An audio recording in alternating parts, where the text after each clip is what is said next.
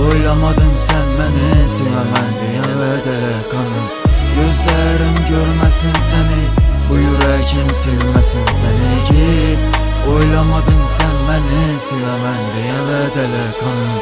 Kana deyənə sözlərinə işansam, kana deyənə sana sevişim açsam. Dünyamız öldü lekin duygularım ölməyən, sana git də özüm şu dünyada qalsam. Ölməgən sana boğan məni duygularım, yadımda sana bəlgən xəmmə sözü qasanlarım. Sevmədiyinə məni cəlvədə verib, indi xəmməsi cayında git qayıtma gəlib. Mən razımam sən git, başqası sevilməsəm. Mən razımam sən git, özgəyə kar ölməsəm. Sən dəyərmisən ait, mənsizlikə gözəlim. Mən razımam başqasına bakıb baxıb olsan. Qara sana ətə qoyğan gülləsi oldu, kara bu ürəkdən canım sənin ismin öldü. Surətinə qara biçdim, qadaqlarım doldu. Gözələm sən git, baxıb olsan nə oldu? Gözlərim görməsin səni, bu ürəkim sevməsin səni git. Oylamadın sen məni, sevəmən deyən vədələ qanım.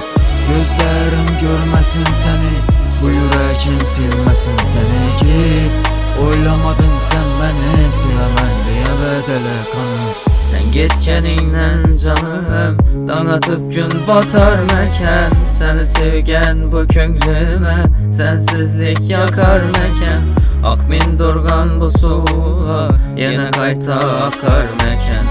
Özümdə xəməyib, səni sevməsəm olar əkən. Gözlərim görməsin səni, bu ürəkim sevməsin səni git. Oylamadın sen məni, sevəmən deyən vədələ qanım. Gözlərim görməsin səni, bu ürəkim sevməsin səni git. Oylamadın sen məni, sevəmən deyən vədələ qanım.